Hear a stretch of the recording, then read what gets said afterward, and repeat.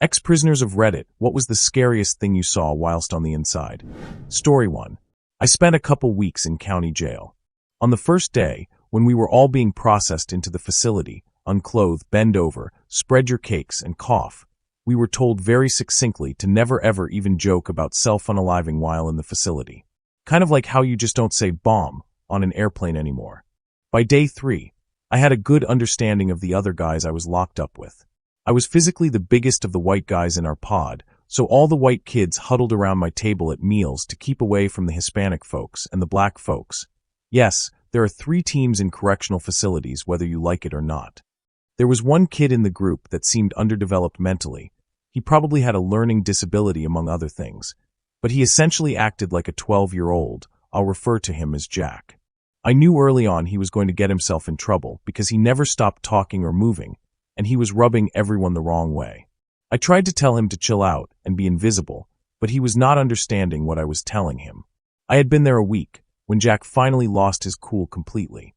He was in the shower, singing and joking around, putting on a performance that went too far, and he pooped on the floor as a joke. After the other guys in the shower grabbed their towels and ran, he proceeded to kick the poop all over the walls and into the other shower stalls. I didn't shower for the rest of my stay, truth be told. It turned into a big scene, and then when the trustees came in to clean up the crap that was now all over the walls, it turned into an even bigger scene. The whole time, Jack was locked in a cell near the showers, laughing and joking as other inmates had to clean up his poop and make the shower area sanitary again. State-run facilities have standards after all. The next day, everyone was looking at Jack with hate in their eyes. Kind of like Gomer Pyle in Full Metal Jacket. Everyone missed their showers the day prior due to his accident in the shower, and then the kid was still up to his antics at breakfast the next day. Everyone got really cold toward him, even openly mean. I'll admit, I started ignoring him completely after that incident. It took him a day or 2 to realize he was hated by all, and then his personality changed dramatically. He became sad, despondent, and started talking to the COs because the other inmates wouldn't talk to him anymore. He messed up and told the COs that he should just harm himself and make everyone happy, and that was all it took. They dragged out the blue burrito. This is the scariest thing I had seen in jail. The blue burrito was a 10-foot-long blue foam mat, like you would use in gym class, with 2 12-foot-long red belts attached. They laid it out on the floor, forced the Jack to lay on the mat, and then they rolled him up with his arms at his sides into the blue burrito. The 2 long red belts clipped together at the top and bottom of the burrito, keeping it all nice and tight. This was the self-unaliving protocol at the jail. No counseling, no medical ward. You lose the ability to move. They put that poor guy in the burrito around 8 p.m., dragged him into his cell, and left him laying on the floor, wrapped up tight, until breakfast the next morning, around 8 a.m., gang members in protective custody get to eat breakfast first. Imagine being unable to move, barely able to breathe, with no end in sight for 12 hours on the floor of your 8x8 cell. My cell was up above his, and I heard him weeping and moaning in agony all night. He didn't say a word to anyone, or look anyone in the eye for that matter for the rest of the time I was there. One night in the blue burrito broke him. Before we continue, do us a quick favor, smash that like button and subscribe to support our channel. Story 2. Not me, but my husband was in prison as a young adult. He said that they had a way of checking your ego in the spot he was at. The toughest guys would come up to you on your first day and ask how many push-ups you could do. If you were smart, you would just sort of blow it off or laugh it off and move on. If you were a stupid show-off or had something to prove, you would claim a large number or talk yourself up. If you did that, then they would be all friendly and be like, "Oh, let's see it." So the poor guy would do as many push-ups as they could. The tough guys would gas the new guy up, acting friendly, pushing him to do more. They acted impressed and joked around. Then as soon as the new guy had done as many push-ups as possible, they would jump him. He would be helpless to resist because he had maxed himself out on push-ups. Afterwards, any guy with an ego was normally really quiet for the remainder of their stay. Story 3. I have a friend who used to work in corrections. They had an inmate who had a habit of assaulting and assaulting other inmates. This guy was serving a life sentence for wasting his grandparents, assaulting grandma before and after.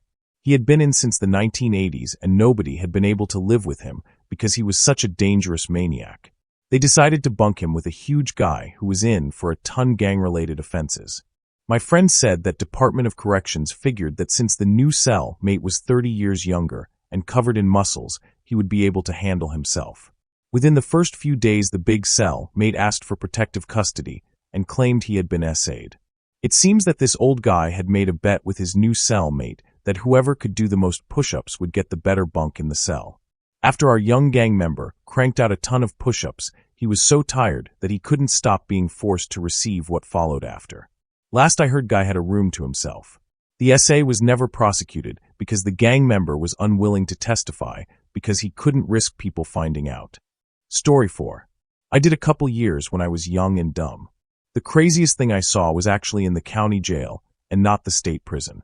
The county jail was right on the Texas/Mexico border, so there were a lot of Hispanics. What was weird was the Hispanics born in America and the Mexicans from Mexico absolutely hated each other. I saw a Hispanic from Texas heat up a bowl of water until it was boiling in the microwave.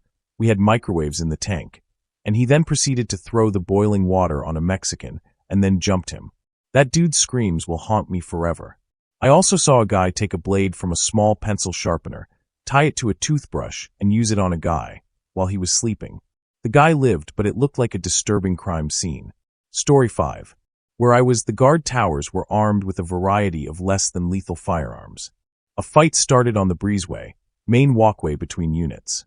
You hear the siren, and you have about 10 seconds sit on your behind and cover your head to protect from OC overspray. Else, the guards start shooting shotguns loaded with rubber balls at you. One of the guards hit one of the guys fighting directly in the sack with a rubber ball round. Turned the front of his jeans red by the time they got him up and to the infirmary. Apparently lost a nut from his sack due to rupture. Story 6. Not a prisoner, but an ex-guard. I worked at a juvenile detention facility in New Mexico. The absolute scariest thing I ever saw was a young boy, booked in for unaliving both of his parents. There was nothing there. I fail to call this thing even human. I looked into this child's eyes and felt more fear than I ever have to this day. This was no child, it was a monster. Pure evil, condensed and given human form. And to clarify, I have booked and looked after murder suspects before, it was nothing new. But this kid was different. Very different. He never broke any rules and always followed commands, but never, ever spoke unless directly asked something. And then it was curt, short, just to answer a question. He never cried either, which is highly unusual for a 9-year-old kid in jail. He was eventually tried and transferred to mental facility. But I'll never forget the kid's eyes. It haunts me to this day. Story 7. A friend of mine did a short stint. From what he told me, he was supposed to get paperwork detailing his charges before he got to prison, but did not. This made the other prisoners suspicious as they believed he was a snitch, was trying to hide that fact from them, and they threatened to hurt him.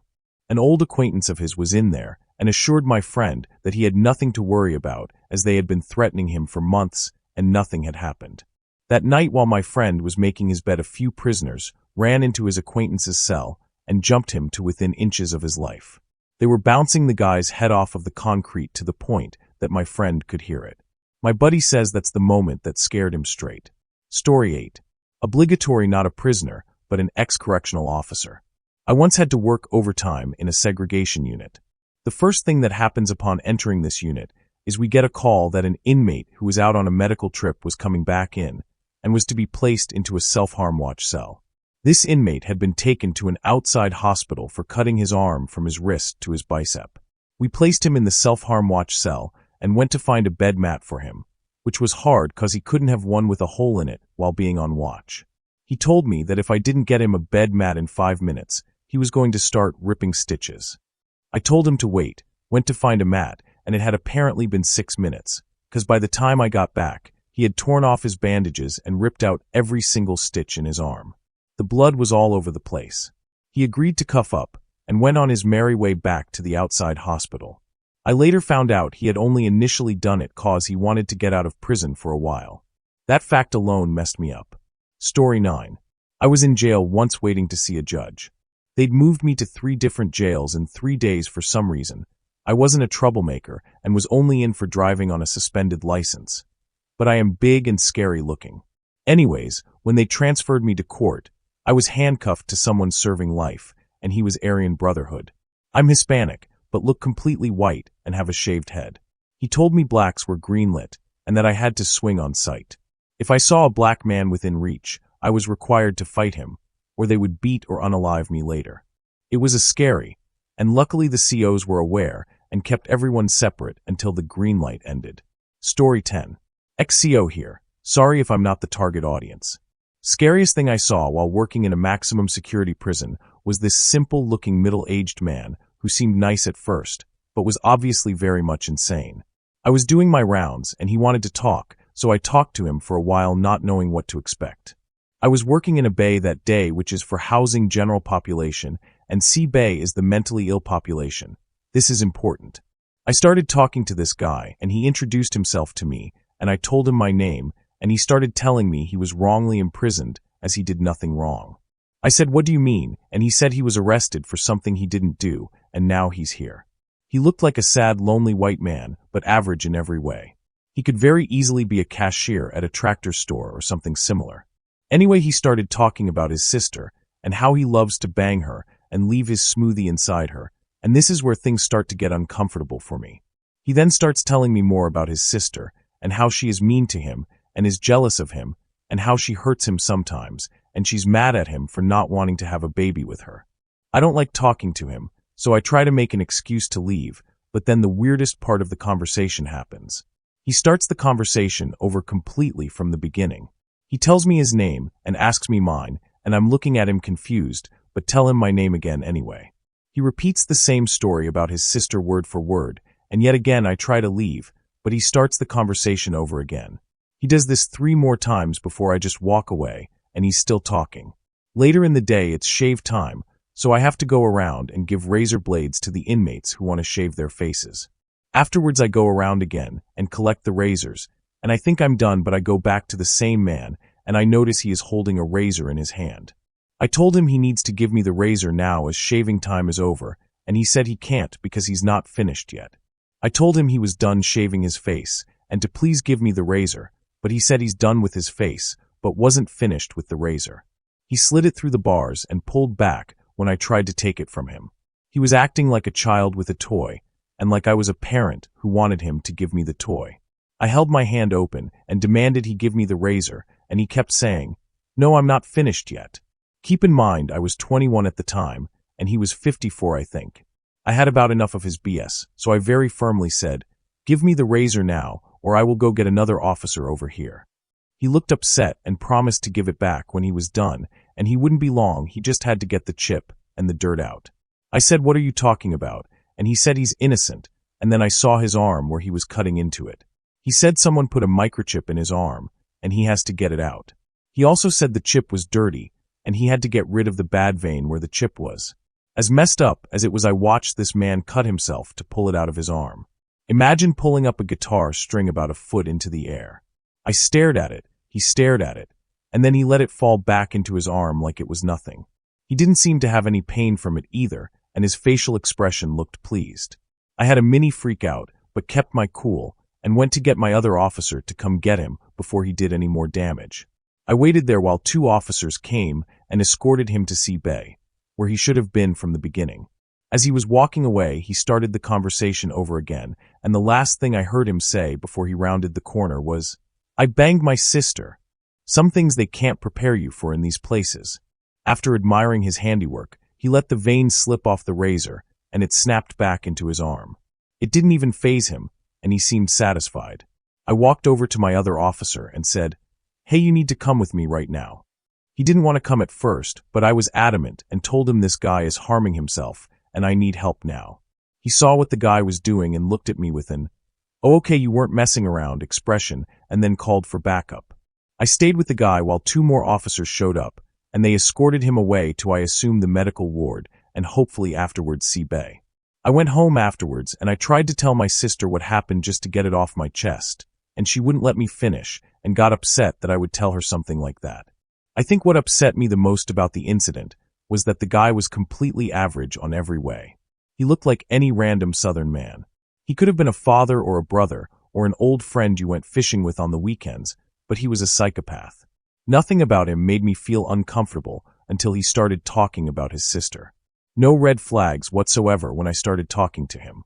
I even shook his hand at the beginning of our conversation and let my guard down to seem approachable. Thinking about him now, I feel sorry for him.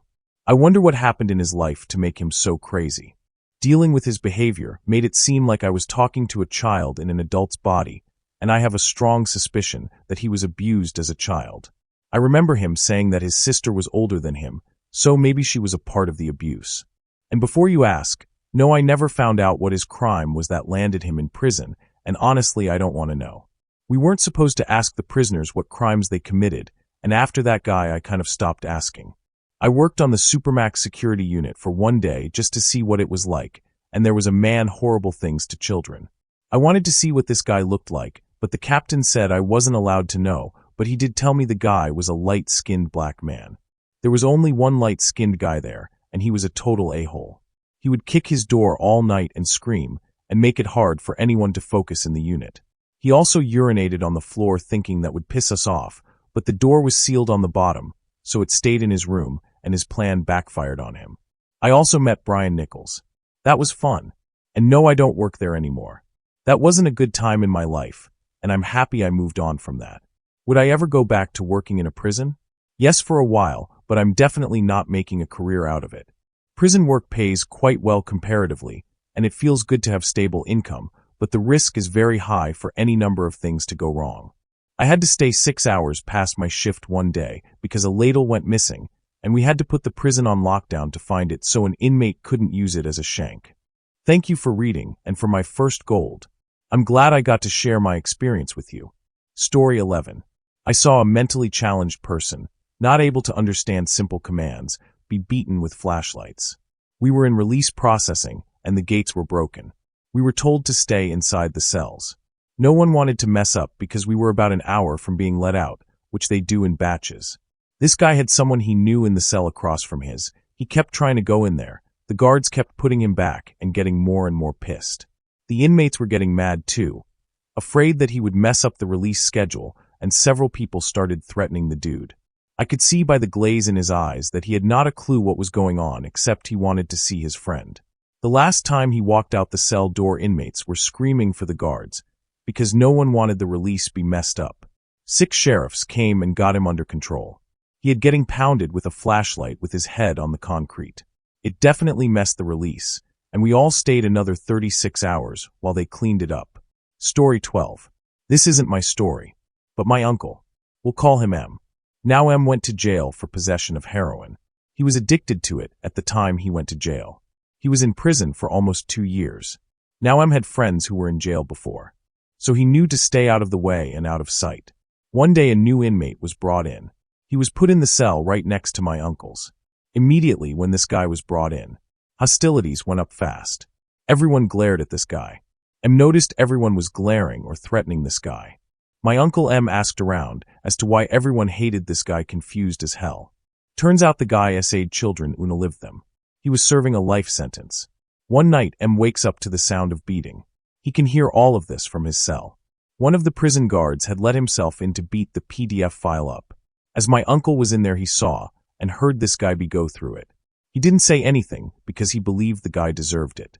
My uncle cares a lot about kids. My uncle left, and he heard on the news years later. The PDF file didn't survive this sentence. Years of torture got to him. As my uncle says. Story 13. Not me but my husband. He was put in a maximum security county jail for 6 months for a traffic violation. The judge hated him for missing some child support payments on a child in his custody because of the mother. Turned out after he got out, and the mother insisted then to get a paternity test, that the child whom she had been telling my husband all along wasn't his after all.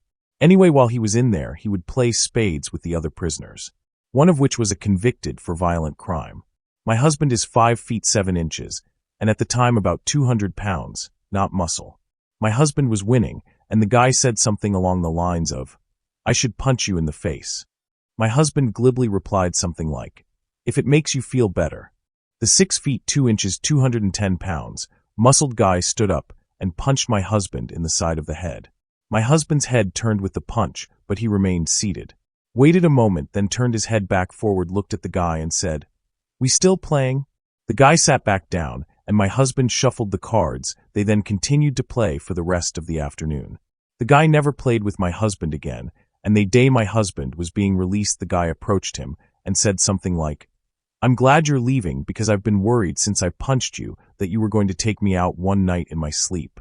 My husband laughed and replied, "I promised my fiancée, that would be me the one typing this at the time, that I wouldn't get any more time added to my sentence. Besides, I deserved it after I basically told you to do it anyway."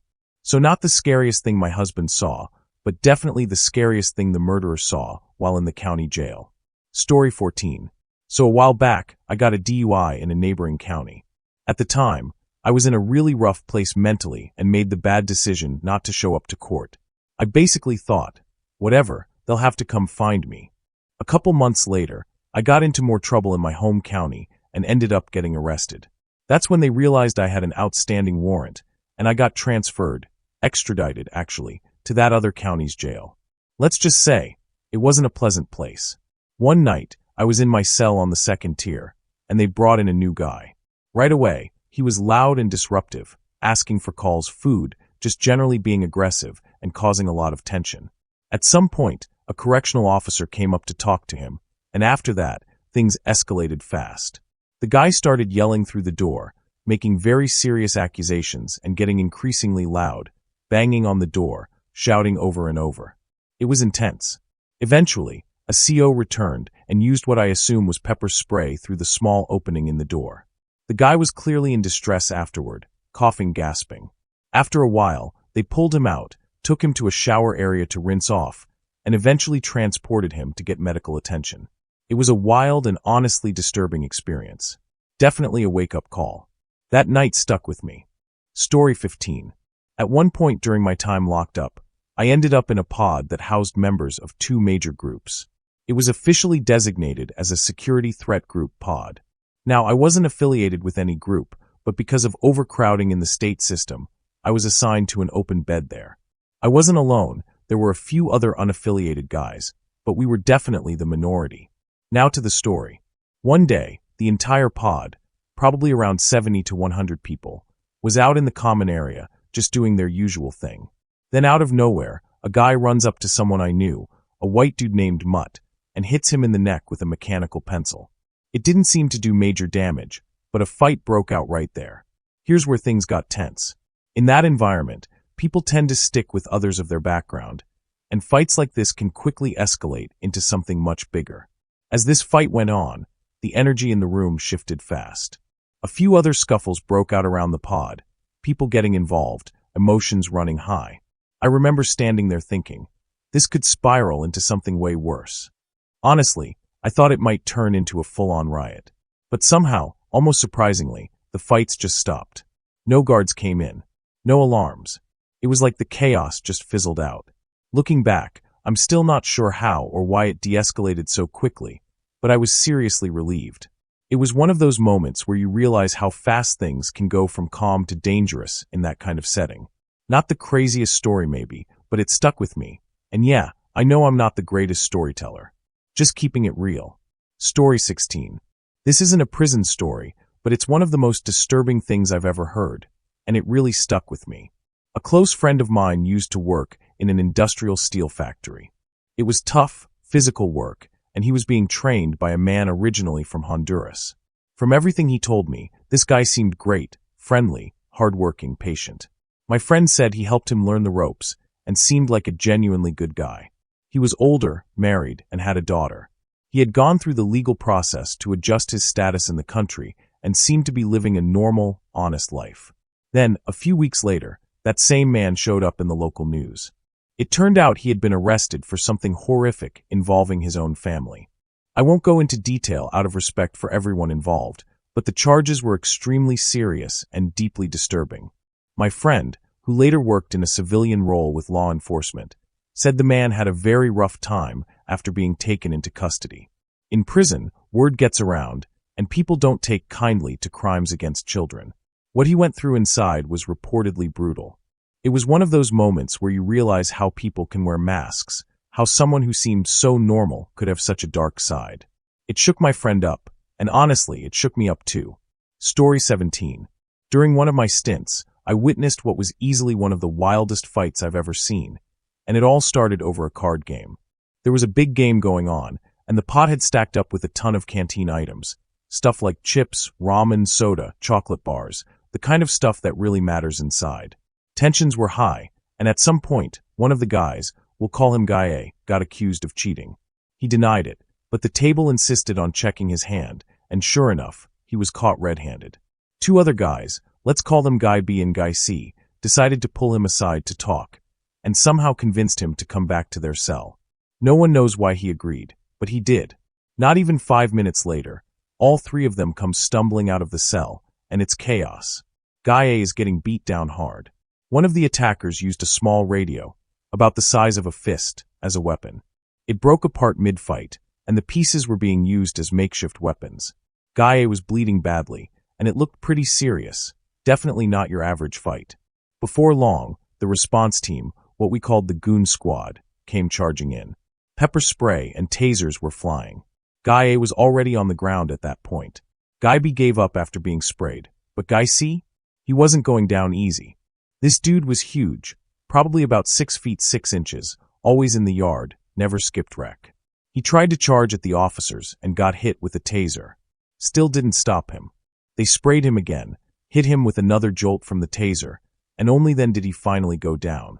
Guy A ended up being taken out on a stretcher. And because of how overcrowded the prison was at the time, we weren't allowed to leave the block while they handled the aftermath. That meant being locked in our cells all day, getting meals through the slot, and only getting the legally required 1 hour of rec time, just pacing around a tiny 20 by 20 courtyard. It was one of those moments where everything escalated so fast. Over some cards and snacks. Crazy how quickly things can flip in there.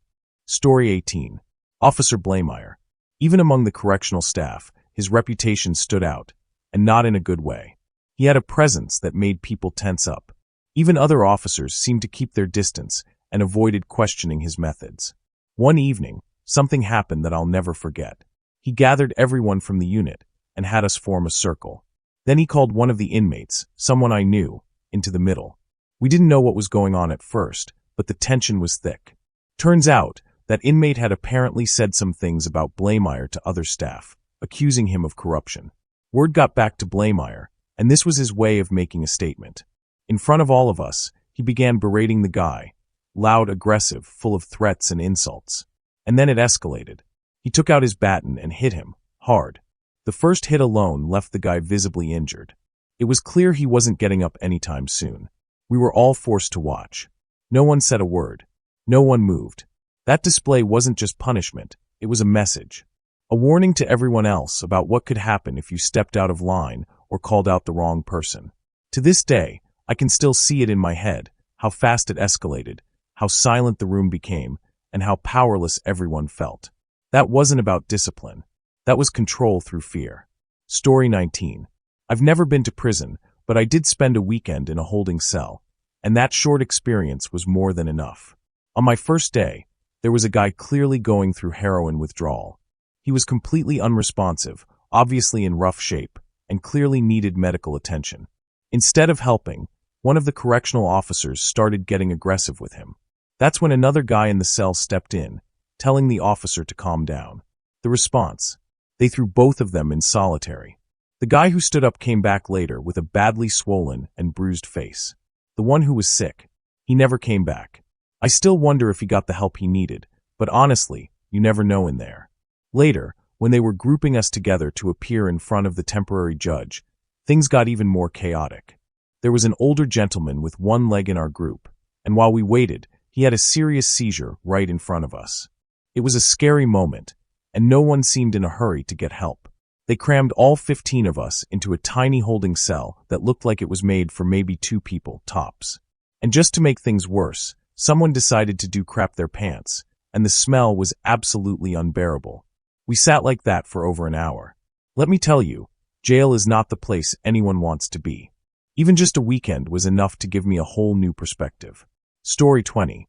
This happened during my time in Wasco, California, at a level 2 reception center. At that level, most people still have something to lose, so things usually stay calm on the surface. But tensions run high, especially in reception where conditions aren't great and people are on edge. Every Sunday, they allowed us to play a kind of religious-themed bingo. It was a big deal gave guys something to look forward to, and the donated prizes meant a lot when you had very little. One Sunday, an officer came in and decided we were being too loud. He shut the whole thing down, which immediately ticked everyone off. One of the inmates, clearly frustrated, mouthed off at the officer, told him off in front of everyone. Later, when the dorm was threatened with disciplinary action unless someone took responsibility, the same guy stepped forward to admit what he said. That was probably the moment everything changed for him. The officer made it clear, very clear, that this guy wasn't going to leave the dorm on his own 2 feet. Then he turned around and locked the door behind him, leaving everyone inside with the message hanging in the air. We were in protective custody, no gang ties to lean on, no real allies to back you up, and it was clear that someone was going to make a move. The first person to step up was the head porter. After that, it was like a wave. One after another, guys from different backgrounds came forward and threw a few hits each. It wasn't a coordinated beatdown, more like people making sure they weren't seen as going against the unspoken order. Surprisingly, the guy stayed on his feet the whole time. I'm not sure if it was out of defiance or survival instinct, but he didn't hit back, and maybe that's what kept it from getting worse. When it was over, he walked back to the locked door and asked the officer for help. A group of staff eventually came to remove him. No investigation, no medical attention as far as I know. He was just gone after that. We never saw him again. It was one of the more surreal things I witnessed in there. Not just the violence, but how quickly order and silence followed. In that world, it didn't take much for things to shift completely. Story 21. This story isn't exactly scary, but it was definitely one of the wildest shifts I've worked. I used to work in the ICU of a maximum security prison hospital. Normally, inmates are kept cuffed to their beds, and security is tight. Staff go in and out under escort, except in the ICU, where we need to respond instantly if a patient crashes or codes. One night, the whole hospital was over capacity. So, we had some non-critical inmates temporarily placed in the ICU just to free up beds elsewhere, partly for logistics, partly because of how funding works. One of those patients wasn't seriously ill, but had a bit of an attitude. He and one of the nurses, a woman on our team, started arguing while she was in his room. Nothing physical at first, just raised voices. Then suddenly, he got real quiet. He stood up from the bed, walked over to her, held his arms out wide with his palms open, and out of nowhere, slapped her across the face with both hands. It was loud. That kind of hit could seriously injure someone, especially in a medical setting. Within seconds, the guards rushed in and deployed pepper spray. A lot of it. They're actually trained to empty the entire canister once it's used, since it requires the same paperwork whether they spray once or multiple times. The entire room, and parts of the ICU, filled with the stuff. Everyone nearby, including staff and even other patients, started coughing. You can imagine how bad that is in an ICU, where you have people on ventilators and fragile equipment everywhere. It wasn't the smartest move by security, to be honest. Eventually, they swarmed in, pulled the inmate out, and that was it. We never saw him again. I don't know where he was transferred or what happened after, but that moment stuck with everyone who worked that shift. Story 22. I spent about 2 years incarcerated, but most of that time was in minimum security institutions. One of the places I was assigned to was a fire camp. It was a bit different. We lived in barrack-style dorms, with small pods that had 3 bunk beds each. The layout was open, so you could clearly see everyone on the opposite side of the room. One time, the whole camp seemed to be in tattoo mode. Guys were getting fresh ink left and right. Around the same time, word started spreading that an older guy in the dorm had been passing information to staff. In that kind of environment, being labeled a snitch can put you in a serious situation. Since the man was white, it fell on the white inmates to deal with it, according to the politics that run inside. 3 of the younger guys in that group covered their faces with t-shirts, not to hide from cameras, but so he couldn't say exactly who it was later. What followed was a rough confrontation. Let's just say they made sure their message was delivered. It didn't stop until they felt like the point had been made. The older man was badly hurt, but because no one was going to speak up for him, he had to find the strength to get to the officer station, what we called the bubble, on his own. That part stuck with me. No help, no support, just him dragging himself there to get medical attention. The moral? In there, even in minimum custody or fire camp, the rules are different. And if you break those unwritten codes, there are consequences, sometimes harsh ones. Story 23. Not prison, but a mental institution, so same idea, less secure moral ground. The scariest thing was the looks on their faces. They had just given up. All of them. I did, however, see a few more conventionally horrible things. I saw someone run unclothed through the halls, essayed whoever came near. I saw my roommate, or cellmate, talk about getting a sex change when I said I wasn't attracted to men. He still tried to bang me. And I, myself, was tackled by about 10 grown men, injected with about a pint of anesthetic, hauled out to a bed, strapped to it, and spent about 30 minutes conscious, alone with my own thoughts and the tormenting voices of the staff. Why? I wanted to be left alone. You know what I was told? Don't be so self-centered. The world does not revolve around you. Actions have consequences. I was 20 or 21 at the time. I haven't been the same since. My depression has gotten even worse, and even now I contemplate the blissful kiss of the knife. I tell this story to everyone important I meet so that they know I'm not someone that can be trusted, and that sending people to hell is not a good idea. Story 24. So, I was going through processing on a Sunday night at the county jail in Las Vegas. I'm not exaggerating. The intake area was like a revolving door of people, and believe it or not, there were a surprising number of really attractive women coming through that night. Not what I expected at all. As I'm sitting in the waiting area, a Mexican guy sits down next to me. We start talking, and pretty soon he asks to see my paperwork. You know, the sheet that shows why you're in there. I hand it over, he chuckles at it, so did I. And then he shows me his charge. Armed robbery. He starts telling me the backstory. Apparently, he had been sent to collect taxes from a local dealer in Vegas. Let's just say, things didn't go as planned. Then suddenly, boom, the sheriffs come sprinting down the hallway. They pull a middle-aged woman out of one of the cells, and she's screaming that she wants to hurt herself. They restrain her and put her in what I can only describe as a safety chair with a big padded helmet, kind of like what a beekeeper would wear. Then, they roll her right into the center of the waiting area and leave her there, clearly to send a message. Don't act up in here. So now, we're all just sitting there with this poor woman looking like a scene out of Silence of the Lambs. I hate to admit it, but I was holding back laughter on the inside. Eventually, it's time to head to the holding tanks. Before they let you in, the sheriffs ask if you have any gang ties, for obvious safety reasons. As I'm walking, I pass the first tank, which is just one guy sitting there by himself.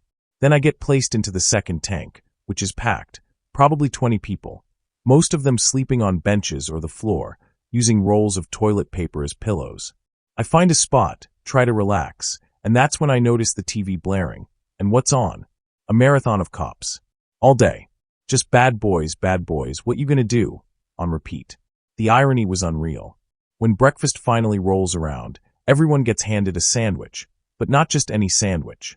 Every single one was made with the end pieces of the loaf.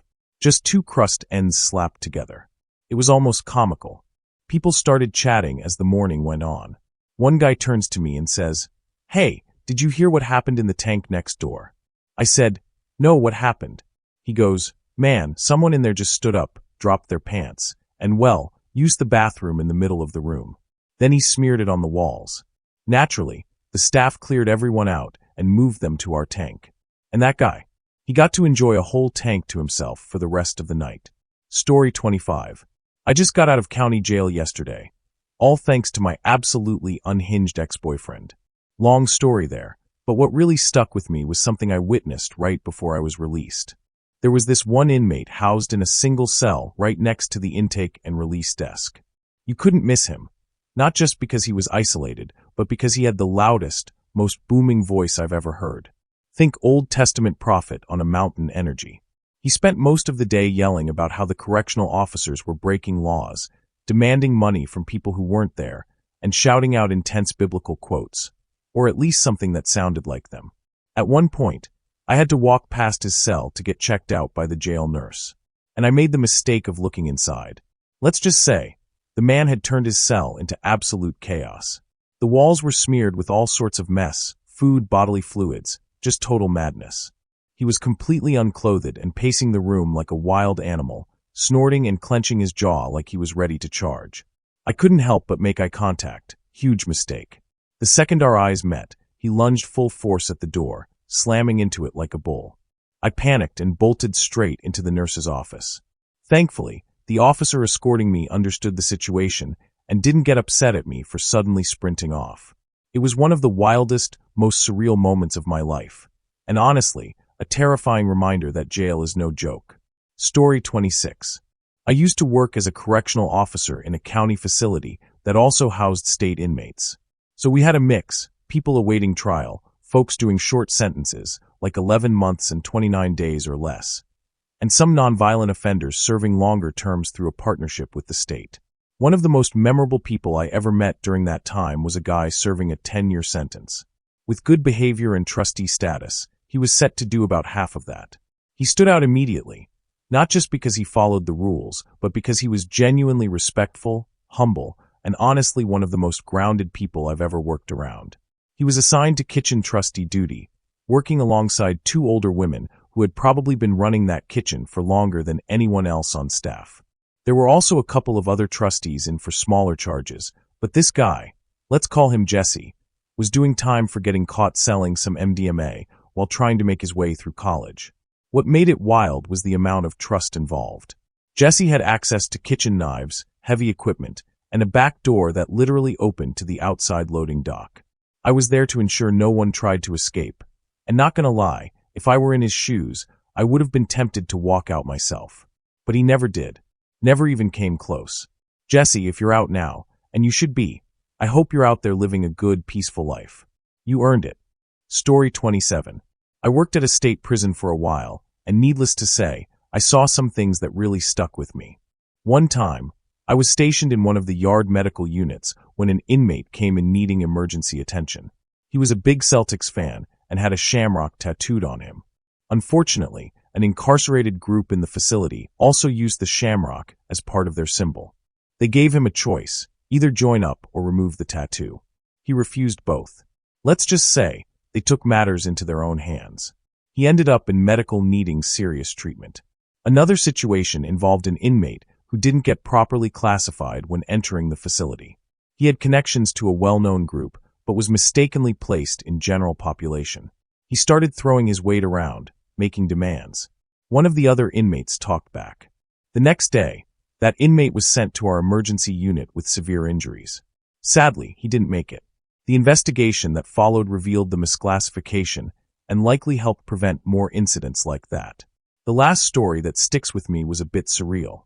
An inmate had gotten into some homemade alcohol, Pruno, and was completely out of it. He was convinced that someone, he thought it was a divine figure, was coming for him. He stripped down, ran around the yard, and became extremely combative. This happened late at night, right after we'd finished TB tests in D-Yard. We ended up locked inside the medical bay, in the dark, while COs dealt with the chaos outside. You could hear yelling and confusion all around. It was one of the more bizarre nights we had there. Story 28. The scariest thing I saw during my time inside wasn't about fights or violence between inmates. I never witnessed anything like that. What really unsettled me were some of the guards, specifically how they acted in a women's facility. I was in a minimum security prison, nicknamed Cupcake Camp, because it wasn't supposed to be too intense. But one of the correctional officers there made the place feel anything but safe. I don't remember his name, but I'll never forget how he made people feel. He wore sunglasses constantly, strutted around like he owned the place, and got a weird sense of satisfaction from having power over the women. He would give out these strange punishments for little things. Like if someone talked during count, he'd make them do what he called wallies, where you'd squat against the wall with your knees together. It wasn't about discipline. It felt more like a humiliation tactic, and he once said it would make us thick, which honestly says everything about the way he viewed us. What scared me the most wasn't just what he did. It was knowing that someone like him could be hired and left in charge of vulnerable people. He probably didn't make much money, but you could tell he was there for the control, not the paycheck. That kind of authority in the wrong hands is a dangerous thing. Thank you for watching. If you enjoyed this video, be sure to give it a thumbs up, subscribe, and hit the bell icon so you never miss an update.